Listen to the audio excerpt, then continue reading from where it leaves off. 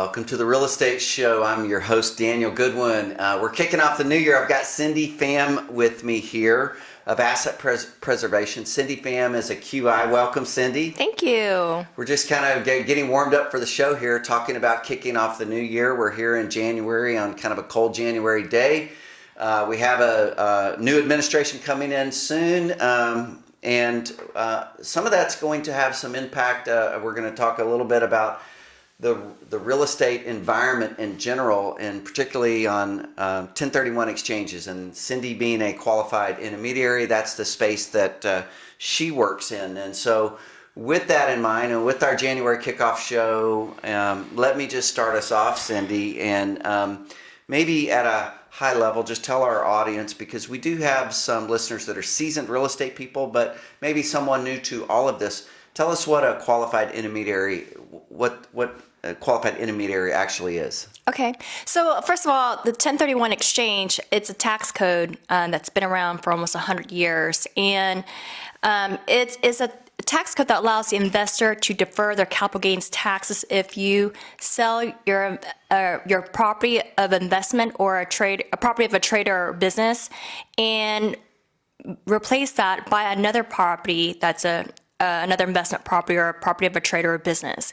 Now, in order to do that, you have to use a qualified intermediary to facilitate the exchange. So that's what my position is, as we're the qualified intermediary. We actually are the ones that facilitate the exchange. And back in the day, it used to be where Dan and I swapped properties until the IRS says, well, Dan, you can sell to Cindy and buy from the other person as long as you don't touch the funds. So that's where the qualified intermediary comes in. They come in, they hold the funds during the process of between selling and buying the next property. Yep. So the high level concept is that you can sell your investment real estate, take all of your gains, no matter how much they're, take all of those gains and move those over to another property that you're purchasing, which is referred to as the replacement property. Yep, and you can save the tax on a massive amount of gains. So think of someone that maybe had a family ranch in South Texas that, it was their grandfather's grandfather, and there's, the basis is this, and the value on some of these properties, could be millions and millions of dollars. To be able to sell that because the family now wants out of the ranching business, and to be able to save the tax on all of those gains. One of the beautiful things, and by the way, Ashley's with us here, our producer of our show, and we're starting next month, we're starting some continuing education for CPAs on these topics. Most of the CPAs that we come into contact with, Cindy, they know about the 1031 exchange. They don't know very much about some of the other things that we work with. We'll get into a little bit later about what's called Delaware Statutory Trust and Qualified Opportunity Zones. But the work that Cindy does is so vital and so important because she facilitates this exchange. You can't do it on your own. You can't get your cousin who's a CPA to do it for you. And if you try that, it's one of those big blunders where you can trigger a tremendous amount of tax potentially. And you can't put that back together, I don't believe, can you, Cindy? No, you have to use the qualified intermediary. I'm needed. She's you have to use her. Plus, she's really nice to work with. I help you save your taxes. And saving the taxes is a good thing, and most people would agree with that. So that being said, and I don't know if it's on the campaign trail. Biden didn't get out much at all during the campaign trail, but I did hear some rumblings that the new administration might take the 1031 away, or they might look at it. What's you're part of a group of industry professionals in that area. What are your people saying? So everybody has a different opinion. And our stance on that is that right now it's all speculation. So Biden's administration, his tax proposals is to raise taxes and pretty much cut out all the tax loopholes, which includes the 1031 exchanges. Right now, those are proposed. Usually, that's just kind of like a broad, thought or an idea of what they want, what they plan to do, what they propose to do, but not all of that will come to fruition because you've got to get that passed through Congress as well. Now the Democrats have control over it. So right now it's just all speculation. with 1031 exchanges, it's nonpartisan. So a lot of people do 1031 exchanges. It's not a specific party that does that. Biden's tax proposal, it's not to affect people with a lower income bracket. So, and I would say on average, 1031 exchanges, I would say 60% of our exchanges are under $1 million. I would say 30% is under 500,000. So whether you're Democratic or Republican, independent, if you can save on your taxes, you're going to do it. Yeah, so that all remains to be seen, and I've heard other message boards and chat rooms say if they come after this thing, they'll probably come after maybe at a very high level, exchanges over, maybe they start at over $10 million. But the tax code has been in the the 1031's been in the tax code since the 1920s. 1921. So we're at our 100-year Oh, anniversary. 1920. This year's 100. This is it's 100 years. 100 years. So it didn't change during World War I or World War II or Vietnam or the oil embargo or assassinations and all of that. We think that it's definitely on board for right now. And they also say that this Congress or the Senate is so even. I think they've got 50-50. Or it's so close that. That none of the real ambitious legislation is expected to go through, like this wild-eyed, new Green Deal sort of things like that. They don't expect that to go through. Anyway, let's move on before I go political in this conversation. I promise not to do that. Cindy, tell us a little bit about your company, Asset Preservation. Like, who are they, and a little bit of the background. So Asset Preservation, Inc. Has been around since 1990. So we're one of the oldest 1031 exchange companies. We're a leading national qualified intermediary. We're a wholly owned subsidiary of Stewart Title, which is a publicly traded company, which is important to know because when you're using a qualified intermediary, you want to know that there's a financial backing on the company that you're using.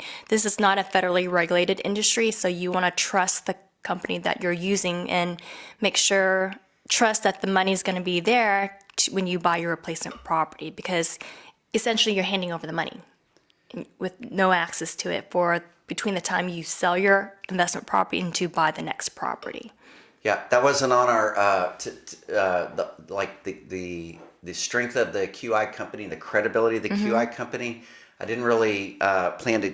But since you brought it up, I want to say that we had two different attorneys contact our office that they have law offices and they want to start doing QI, qualified intermediary services. And I looked into their background a little bit, and like you said, it's not necessarily regulated, and you don't want to do this work with just anyone. Cindy's firm, and one of the reasons we work closely with Cindy's firm is that, like she said, they're a wholly owned subsidiary of Stewart Title. I would speculate that anyone listening to this message here knows who Stewart Title is, and if you don't, you may if you think about it. But they're a Fortune 500 company, and if you've closed on real estate, it's a good chance it was with Stewart Title in the past. Yeah, I've had clients that called me and told me, "Hey, Cindy, can you tell me a little bit about your company? Because 10 years ago, I did a 1031 exchange, and I was so lucky I was able to replace my property, but 2 weeks after, the company went bankrupt. The QI went bankrupt. So you want to avoid smaller companies just in case something like that happens, Ponzi schemes. You just want to have, be comfortable with the company that you're using. Yeah, needs to be, especially, Cindy and I right now, we're working on some substantial deals together, and you want to work with a blue chip company, someone that does this full time, and so that to that extent, and working with Cindy's group, that's been a lot of fun too. Now, on the like kind, when you get into the code and you start reading about these things, like kind means different things to different people, but it has a specific meaning in 1031, and the meaning's rather vague, is it not? It's very very vague. Like kind, in the tax code, it says property of investment or property of a trader or a business. And so what's investment property? It's a very broad term. So it could be land, it could be a farm and ranch, it could be a single family rental home, a rent home. It could be commercial property, retail, industrial, oil and gas, mineral rights. Yeah. Those are considered real Yeah. property. Delaware statutory trust, I know you're going to talk about it later, but that is something that actually the IRS safe harbored it. So when you the IRS safe harbors it, I consider it like playing tag. Okay, when you tag base, you're safe. So if you reinvest into a DST, that's been safe harbored. So it's tagging base. You're able to replace into a Delaware statutory trust. Yep. So people tend to think, okay, I'm selling this ranch. I have to go buy another ranch. I'm selling an apartment complex. I have to buy another apartment complex. I'm selling this rent house. I have to go buy another rent house. No, no, no, no, no. You can sell your rent house and go buy a ranch.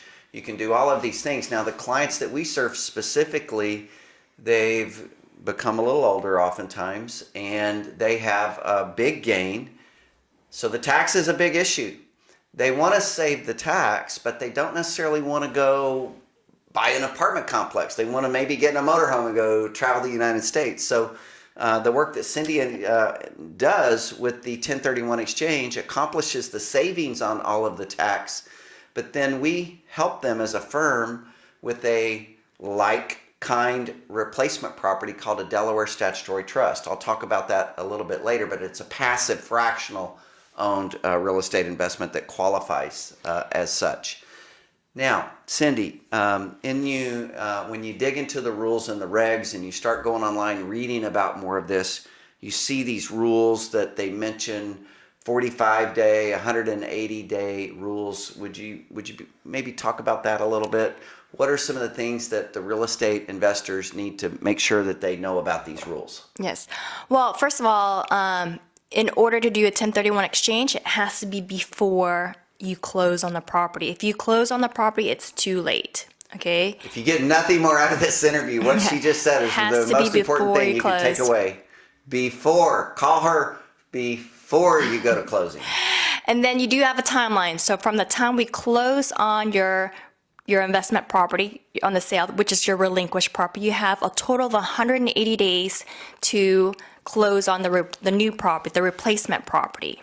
But within the 180 days, you have to identify what you're going to buy within the first 45 days. So that's inclusive of the 180 days. So you have 45 days to identify what you're going to buy, and you don't have to buy everything you identify. It's just really what you're going to consider to buy. Because in order to complete your exchange, to defer your taxes, it has to be something that you identified on this list, on this form that you submit to us, okay? And if it's not on this list, and if it's after the 46th or after the 45th day, you can't use it to defer your taxes. So it has to be identified within the first 45 days, and you have up until 180 days to close. And you can close sooner. So if you know you're going to invest into something, you're pretty lined up, you can close much sooner than 180 days, but your maximum timeline is to close before the 180th day. Yep. So takeaway on this is that there's a formal process for this. There's a required form and format, and we actually work together to take care of the whole thing for you. So your role is to find the property. We'll help you take care of the proper identification process. If you go to our website at provident1031.com, provident1031.com, go into the blog site. You're going to see some articles about three different, and I know this is something that Cindy speaks on because you do continuing education. You do class education for real estate investors, CPAs, but there's three different ways that you can identify these properties or rules of identification. You're going to want to know what those details are too. You want to hit on them real fast, Cindy? There's 3 rules, and you're going to use one of 3 rules to identify. The most common rule is to identify 3 properties, and they can be at any price point. So 100,000, 500,000, 10 million. Price point does not matter. The second rule is called the 200% rule, and you can identify more than 3 properties. You can identify as many properties as you want, but not identify more than 200% of the sales price of your relinquished property. So if you're selling a property for $500,000, you can identify as many properties but not identify over $1 million worth of property. And then the third rule is not used as often. It's called the 95% rule.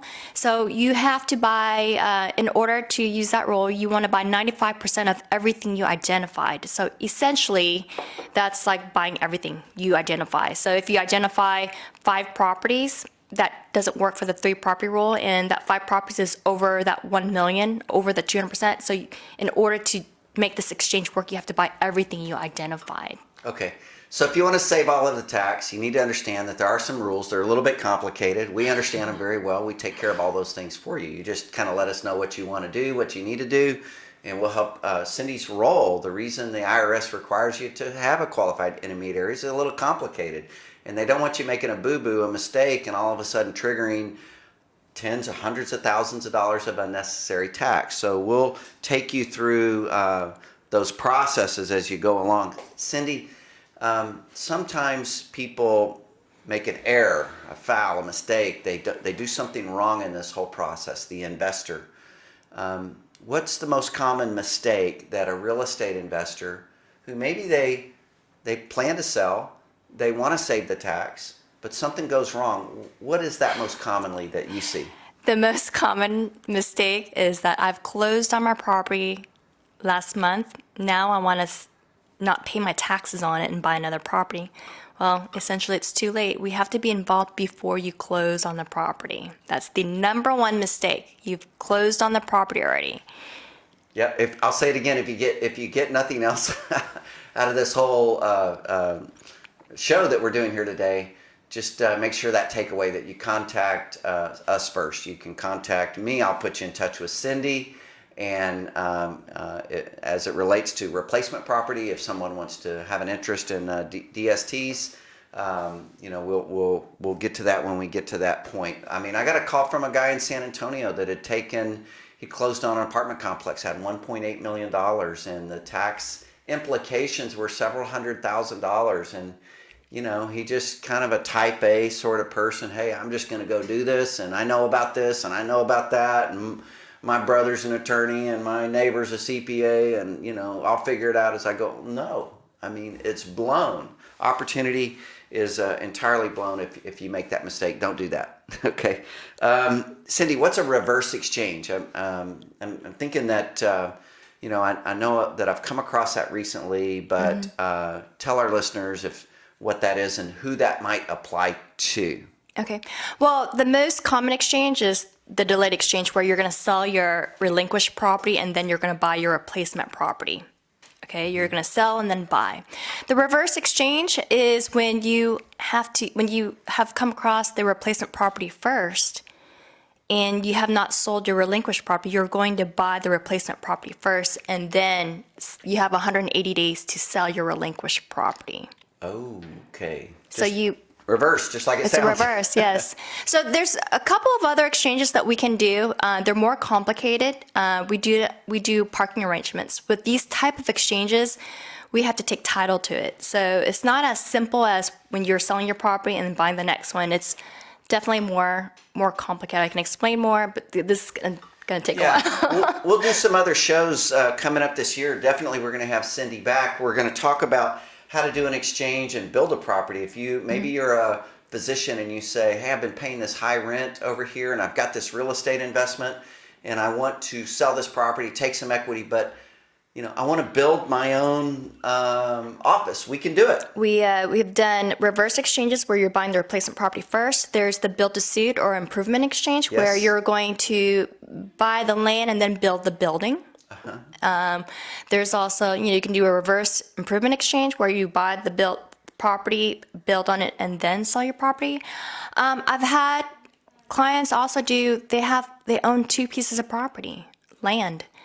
And they want to sell one property and take the proceeds and build on property that they already own. So there's a way to do that. It's a lot of structuring. It's pretty complicated. But those are the types of exchanges that we can also do as well. Yep, we can help you figure it out. So maybe what that means is maybe if your situation's a little more complicated, we meet at the office, we get our grease board up there, and we start to draw out what it is exactly that you want to accomplish. One of the ones that Cindy and I are working on together right now We have a gentleman selling 3 different pieces of property, and we're doing 2 of those in one exchange, and one of them on its own different exchange, and that had to do with also with timelines. Now, Cindy, you're hearing more, you're seeing more, if I understand correctly, more buzz and interest and activity in the DST space. Is that fair to say? Absolutely. Yeah, and that's a Delaware Statutory Trust. That's I'll just share with our listeners just a little bit about that. That's when someone has property. For example, we had a lady that had a property she bought in West University, and that property she bought in 1985, and now today it's worth a tremendous amount of money. And there would have been a lot of tax on that. Several $100,000 of tax due, or a couple $100,000 anyway, as I recall. And by selling the property, using a 1031 exchange, and then a DST is what's called a Delaware Statutory Trust. It's a replacement property, but it's a replacement property that you own a very small interest in, like a really big pie. For example, it could be a Class A apartment complex. It could be $100 million apartment complex, and maybe you have 500,000 or $1 million coming over, or 100,000 or 10 million. Doesn't matter. But even if it's $10 million, you own a very small part of that. And of course, if you had 10 million, we would diversify it across several DSTs. But DSTs are cash flowing, institutional quality, replacement property interest that give people a passive income right now. It's a property that they typically couldn't go put the deal together like that themselves, because it's a large, substantial offering. And so think of it like a mutual fund. When you maybe put $1,000 in a mutual fund, and maybe it's a $10 billion mutual fund, you have this tiny little interest in it, but it generates earnings for you. The same exists now today with real estate, and you have to work through a securities firm, a firm like ours. Our firm is a fiduciary-based registered investment advisory firm. But these are great solutions I've found for people that want to save the tax. They don't want to go into more management. They want passive income, and they want some high quality. They want to own high quality real estate. So it could be one of the things we're doing a lot of right now is Amazon distribution centers. I bought it myself into an Amazon distribution center. Amazon, we think, is a pretty good tenant, safe bet, investment grade. They're probably, I don't know where they fit in the grand scheme of all the companies, in the United States. Maybe they're the biggest company in the United States by now. I don't know. But Amazon Distribution Center is a substantial real estate, institutionally underwritten offering. And these can generate attractive returns, attractive cash flows. If you want to learn about some more of these, you can see these on our real estate site. It's Provident 1031. Now, these are available only to accredited investors. In this video that we're talking about, when I talk about DSTs, if you're not an accredited investor, this does not apply to you. You can go to our website for a more detailed definition of what an accredited investor is, but essentially you have to have, if you're single, $200,000 of income. If you're a married couple, you have to have $300,000 of income, or you have to have $1 million of investable assets apart from your residence. So our firm's a wealth management firm. I'd say the vast majority of our clients here do have $1 million of investable assets. That means they meet the definition of a accredited investor. And the DSTs accept cash also. So oftentimes our wealth management clients invest their cash into these because they want diversification. They don't want to have everything in stock and bond portfolios. They want regular income, and maybe they want that income, right now. That's tough to do in the stock and bond market. Low interest rates right now. Interest rates are exceedingly low. So sometimes these can be really good financial planning fits and tools. So if you'd like to learn more about that, you can go to our website at Provident 1031. Cindy, the producer's telling me we need to kind of, she's pointing to her watch like, bring this thing together with time. So I don't know. I'm having fun talking here, but she's telling us we need to wind down. So if you have any closing thoughts you want to get out there, Cindy, definitely as we close up, if you'll share with our listeners, someone wants to get in contact with you, learn more, how do they reach out to you to connect? I can be reached at my toll-free number, 833-331-1031. Oh, Cool number. 1031. That's Yeah, it's a good. toll-free number. So it's 833-331-1031. I can also be reached at email at cindy@apiexchange.com. That's CINDY at API and the word exchange.com. That's great, and you could reach out to us anytime. My name is Daniel Goodwin. I'm the Chief Investment Strategist here at Provident 1031, a division of Provident Wealth Advisors, and our number here at the office, 281-466-4843. Find us online at Provident 1031. Ashley's going to push us out all over the social media here, so we'll make a big splash. Thank you for tuning in, and we have, be looking for, if you sign up at our website, you're going to get our featured property of the week. Ben and his team push out now a featured property of the week. You're going to get access to our blog. You're going to get access to our 24 educational videos. We have, like Cindy's group has helped us with a number of, great educational videos going deeper on different topics. Some of those we hit on at a high level today. But if you want to learn more, you want to teach yourself all about this, go to Provident 1031 and we'll get you on Cindy's website. We can link those two together. And we'll help you with all the information that you need. So thanks for tuning in, and we'll see you here live next week.